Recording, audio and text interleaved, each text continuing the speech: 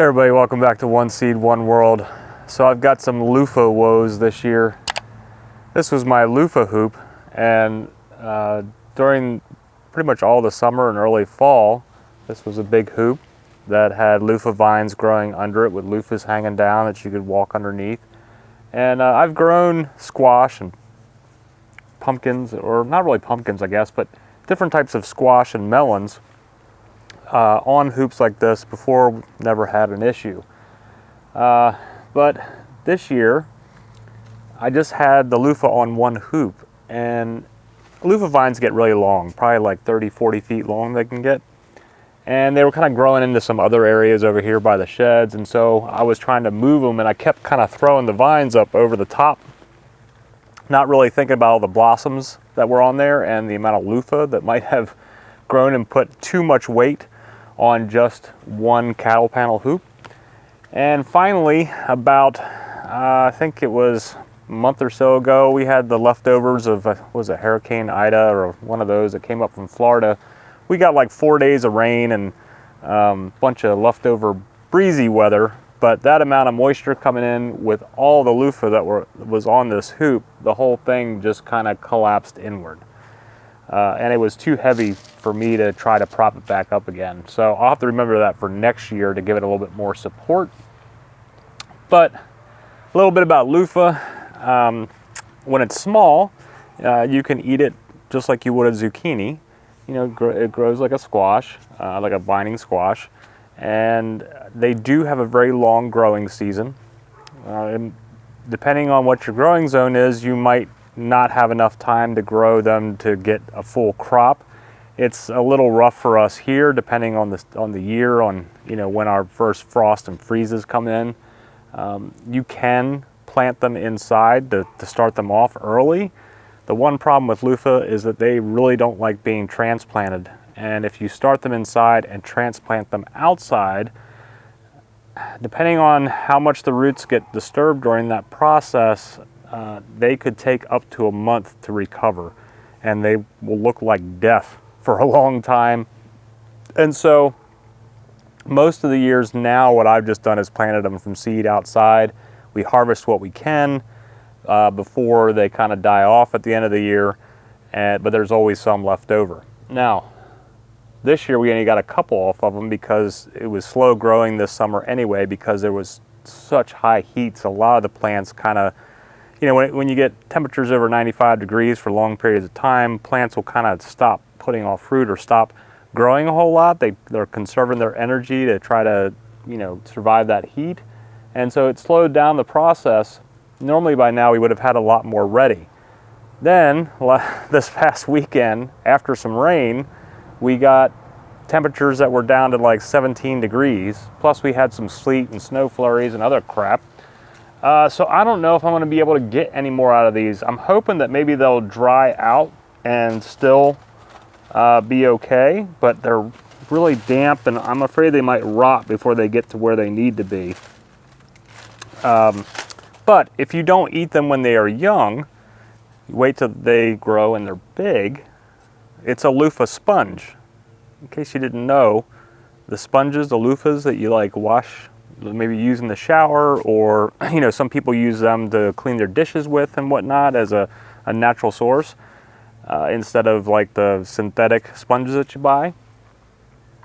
They're actually a squash, or maybe a gourd, some people might refer to them, but I think it's a squash.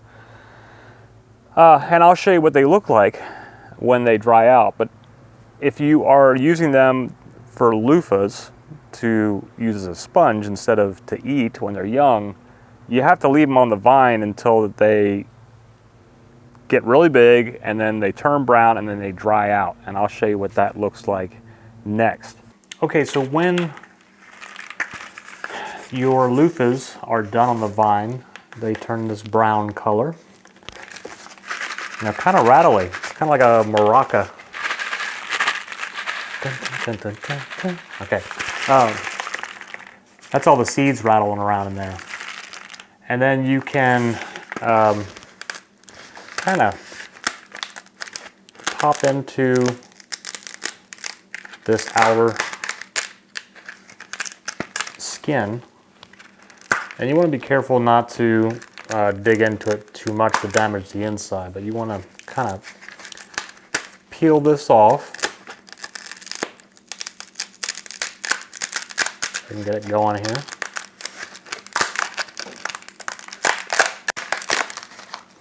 And it does make a mess.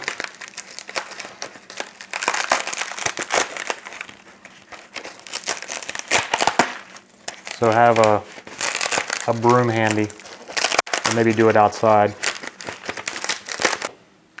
So one thing I didn't mention when you are peeling your loofahs is that on this bottom end, if I can get it clear, there we go. You can see all the holes in there, and that's where the seeds are rattling around. So you want to be careful that you maybe open that last, or if you open this side first, shake the seeds out. Otherwise, you're going to lose all the seeds. But we'll show you how many seeds that you can get out of one of these.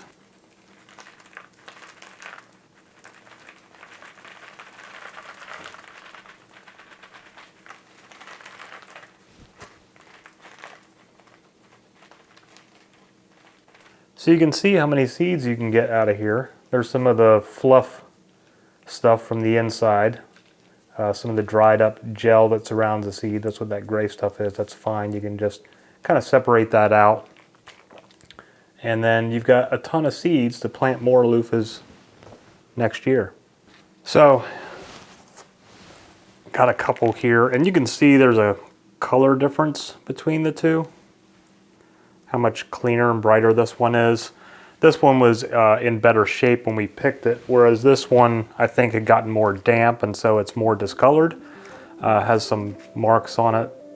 And to clean that up, you could put this, still got a couple seeds falling out of this. You could put this like in a bucket of water with a tiny bit of bleach, like maybe like a 2% bleach solution.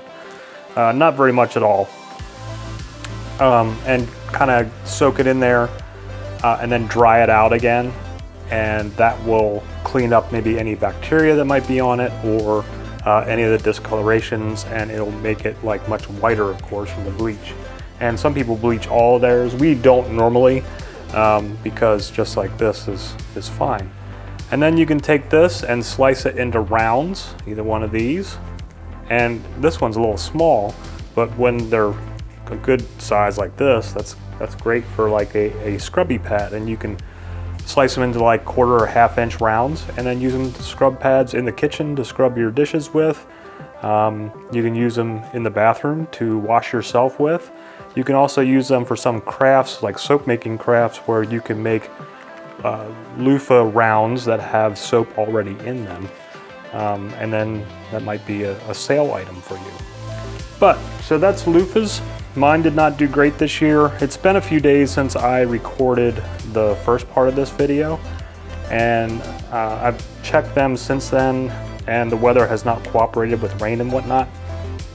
So I don't think that we're gonna get any more. I might try to bring a couple inside and see if I can get them to dry out inside, but they're staying pretty spongy and almost like they might be starting to rot. This has been the saddest year for loofah for us, just getting a couple. But I just kind of wanted to show you loofah, and they're a fun plant to grow, and so try it out, and you know, another alternate thing. And again, it's a dual purpose plant. If you've been watching this channel for any length of time, you know I do a lot of dual purpose plants, and this is one that you can eat when that are small, or use it as a cleaning product, sponge, when it's older and dried out. So things that you can have double use out of is always pretty awesome to me. Whatever's going on in your neck of the woods, I hope it's working out great for you, and that you are having a nice fall and holiday season now that we're coming into winter. And you know, it's almost time to start putting together the 2023 garden. Not that far off. But thanks for hanging out with me again today, and we will see you again soon. Namaste.